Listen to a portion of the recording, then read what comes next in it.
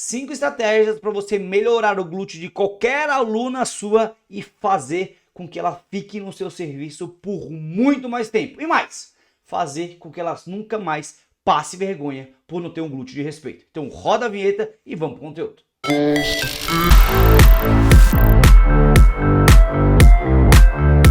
Seja muito bem-vindo a mais um vídeo no nosso canal e a gente vai falar de 5 estratégias para você aplicar com as suas alunas que vão melhorar demais o glúteo dela. Então, sem enrolação, vamos para a nossa tela que hoje a aula está pesada. Bom, quando a gente fala de estratégias para melhorar o glúteo da nossa aluna, a primeira coisa que a gente tem que parar para pensar é o quê? Quais são as características do glúteo? O que ele rodeia? O que de alongamento que a gente precisa fazer, que tipo de exercício, de variação, enfim, é exatamente isso que a gente vai estar falando hoje. E o primeiro ponto que você tem que ficar atento, que dá uma diferença enorme no desenvolvimento e mais na performance do treino da sua aluna, é a pré-ativação. Ou seja, a pré-ativação, ela melhora muita coisa e o ponto principal é, ela aumenta a conexão neural, aumenta a consciência corporal, para, obviamente, melhorar a ativação nos próximos exercícios. Então, vamos lá. A pré-ativação, ela vai levar mais fluxo sanguíneo, vai aumentar já a percepção de contração muscular, ou seja, vai deixar a sua aluna mais preparada para ir para os exercícios como elevação pélvica, levantamento terra, búlgaro, enfim, exercícios que requerem um pouco mais de conexão ali com a musculatura, ou seja, ela já vai estar mais conectada, porque você já fez uma pré-ativação, ela já está mais pronta, ou seja, se você for direto para um exercício já com progressão de carga, com pancadaria, pode ser que ela não tire o máximo de proveito ali. Então, Bruno, que exercícios seriam esses de pré-ativação? Separei 3 exercícios aqui que eu considero muito bons, tá? Que são elevação de quadril unipodal, que você pode fazer tanto no solo quanto no banco, né? Passada lateral com o mini band, aqui um segredinho, eu gosto de colocar o mini band lá no pé, porque quanto mais longe, lembra da parte mecânica, da biomecânica, quanto mais longe, aumenta o braço de alavanca, ou seja, a gente tem um torque maior da musculatura, no caso do glúteo médio, a gente já aumenta ali a tensão. E também cadeira abdutora e suas variações, cadeira abdutora 45, enfim. Então, primeiro ponto das 5 estratégias é a pré-ativação. Isso aqui é muito... Bruno, isso aí eu já sabia, não sei o que. Tudo bem, pode ser até que você saiba, mas o ponto é, será que você está fazendo da maneira certa? Será que você está conseguindo de fato fazer a sua aluna aumentar a ativação daquele glúteo antes de ir para o exercício? Porque uma coisa é passar os exercícios, outra coisa é ela estar fazendo da maneira certa para que a pré-ativação seja de fato eficiente. O segundo ponto, e aqui é algo muito sério mesmo, que é a questão da progressão do volume de treino. Gente, eu já cansei de ver alunas chegando para mim, o volume tá absurdo de quadríceps e o do glúteo tá horrível. Por quê? Porque faz muitos exercícios que tem como motor primário o quadríceps. Ou a aluna vem para mim e fala que tá treinando há 4, 5 meses com o mesmo tipo de treino. Ou seja, não tem progressão de volume de treino, não tem progressão, manipulação de estímulo. Então, um ponto muito importante é o quê? Você aumentar de maneira gradativa uma média de 20% do volume. Então, se você tem uma aluna com 20, não adianta você sair de 20 séries para 30 séries. Aumenta aí de 20, vai para 24, 25 séries no máximo. Por quê? Porque além de aumentar o volume de treino, a gente tem mais 3 características importantes. Ou seja, para você aumentar o volume de treino, você precisa saber como que está o volume de treino anterior, como que está o volume de treino atual e como que vai ser o volume de treino futuro. Porque uma coisa é você saber que tem que aumentar o volume de treino, beleza. Mas quantas séries você vai aumentar? Não é simplesmente colocar um exercício a mais, ou 2, ou 3. Você precisa ter a noção, ter uma base para estar evoluindo. Se você não tem uma base para evoluir, como que você vai evoluir? Como que você vai saber se você está aumentando 10%, 20%, 30% do volume? Certo? Então, fazer o cálculo de volume de treino, que é uma das coisas que as pessoas mais erram, mais deixam de lado, porque acham que é simplesmente colocar um exercício, não levam isso aqui a sério, não acreditam que isso aqui pode ser o grande diferencial, estão erradas. Então, faça isso, não faça mais do mesmo, como a gente já falou em outros vídeos aqui, tá? Não faça mais do mesmo, seja diferente. Se você faz coisa diferente dos demais, você obviamente vai ser reconhecido como os outros não são, vai ganhar mais que outras coisas que os outros não ganham.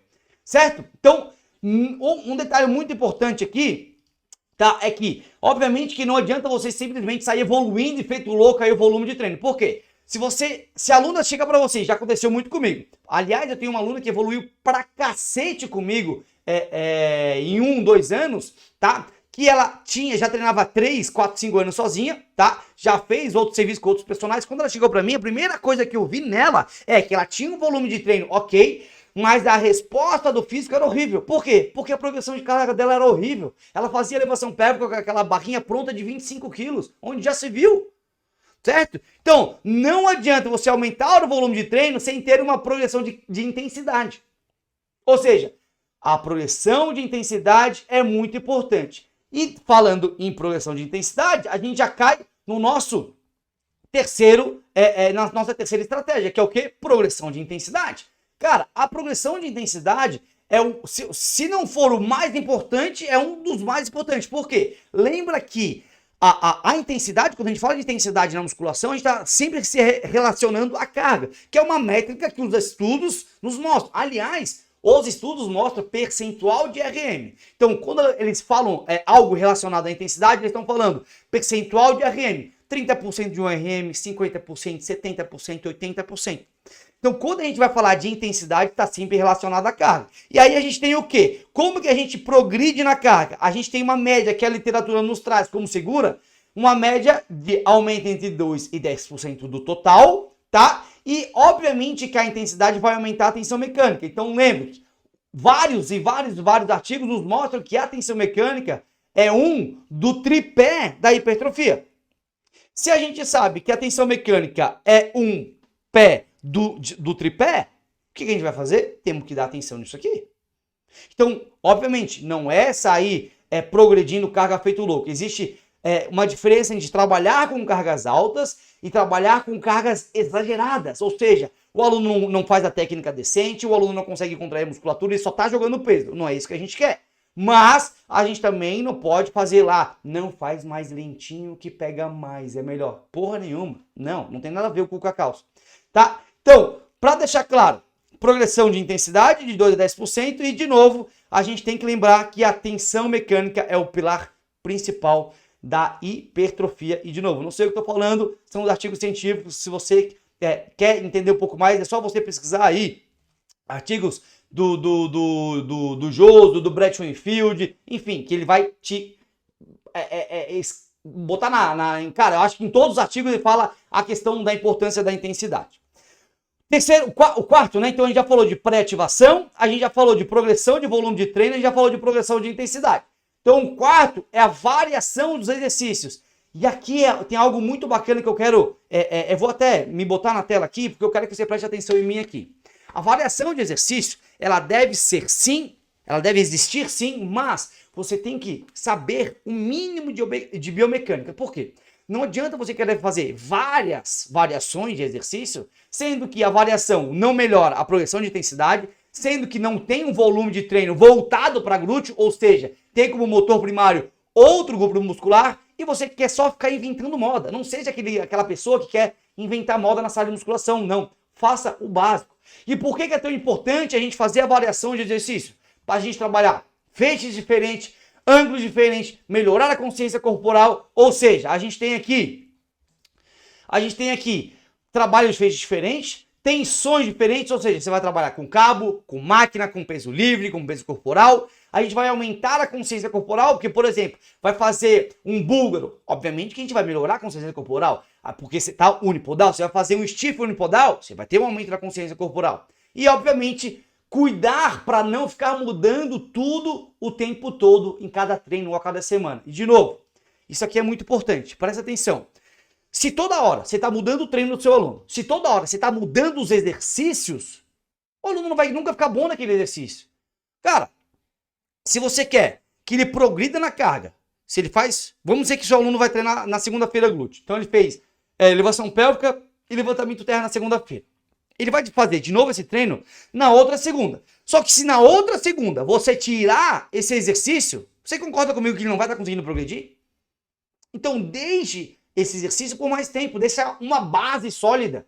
Uma coisa é você mudar a manipulação dos estímulos a cada semana, cada 2, 3, uma semana. Outra coisa é ficar mudando os exercícios o tempo todo. Não vai dar certo, porque o seu aluno não vai ficar bom naquele exercício. Como qualquer coisa na vida, quanto mais você faz, a repetição leva à perfeição. Ou seja, quanto mais você faz, melhor você fica. Ou seja, quanto mais vezes ela fizer a elevação pélvica, melhor ela vai ser naquele exercício. Ou seja, ela vai ter mais contração muscular, ela vai ter mais consciência corporal, ela vai conseguir progredir mais na carga.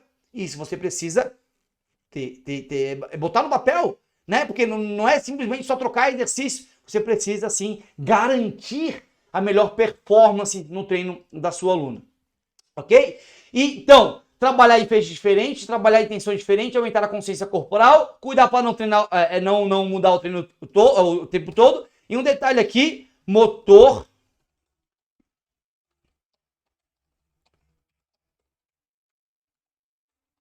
O motor primário sendo o glúteo, porque obviamente a gente está falando aqui das 5 estratégias para melhorar o glúteo das suas alunas. Então, a gente tem que estar sempre dando prioridade para o motor primário sendo o glúteo, ok? E a última estratégia aqui, muito importante, é a questão, obviamente, do plano de alongamento. Cara, a nossa pelve é rodeada por centenas não, né? Mas por muitas musculaturas que querem roubar a cena do glúteo. Então você precisa ficar atento que se tiverem musculaturas encurtadas, ela vai atrapalhar a ação do glúteo. Se a pelve não está na sua posição neutra, natural, no seu padrão anatômico, o glúteo não vai estar conseguindo trabalhar. Ou seja, se ela está numa anteversão, numa retroversão, num desequilíbrio lateral da pelve, o glúteo não vai estar trabalhando da melhor maneira possível. Ou seja, você precisa estar olhando para essa musculatura, fazer testes para saber se as musculaturas são encurtadas. É exatamente isso que a gente ensina lá dentro da plataforma do Treinador Extreme. Um dos módulos é a avaliação postural, onde eu te ensino a fazer mais de 15 testes para você identificar desvios, encurtamentos, desequilíbrios, e saber o que você tem que alongar, o que você tem que fortalecer. Ou seja, no caso aqui dos alongamentos, pensando no desenvolvimento no glúteo, a gente tem no mínimo que pensar nesses caras aqui, ó, no psoas, reto femoral, adutores, quadrado femoral, piriforme, isquio. Ou seja, são todas as musculaturas que podem sim prejudicar a ação do glúteo. Por quê? Porque eles vão roubar a cena, porque o glúteo não vai estar conseguindo trabalhar no seu máximo de comprimento, no seu máximo de contração muscular, e isso vai sim prejudicar a sua aluna de ter aquele glúteo do sonho. Então, se fosse selecionar aqui um dos mais importantes, na verdade, todos são importantes, né? Mas os alongamentos é muito importante porque o glúteo não consegue trabalhar na sua melhor performance. Se a gente não tiver intensidade, o glúteo não vai ter densidade muscular, não vai ser aquele glúteo duro, grande, empinado, bonito. Se a gente não tiver volume de treino, cara, isso aqui eu não preciso nem falar porque eu acredito que você já entendeu. A pré-ativação não é algo que vai ser a magia, algo que vai ser o grande finale, vamos dizer assim, mas é algo muito importante. Pensando na consciência neural, pensando na preparação da musculatura e ali da parte mental do aluno, da sua aluna para o treino. E, obviamente, essa questão aqui das variações de exercício para a gente trabalhar feixes diferentes. Então, o glúteo, ele tem, dependendo da ação, a gente consegue trabalhar mais fibras mais caudais, menos caudais, mais fibras do glúteo médio, ou seja, as ações musculares vai sim depender dos exercícios que você está fazendo e o desenvolvimento do glúteo, deixar aquele glúteo empinado, aquele glúteo gota e, enfim, há vários formatos que tem aí, dependendo do que a sua aluna mais gosta, vai depender da variação de exercício e, obviamente, da progressão de intensidade, da progressão de volume de treino, dos alongamentos, para deixar a pelve trabalhando na sua melhor maneira possível. Fechado?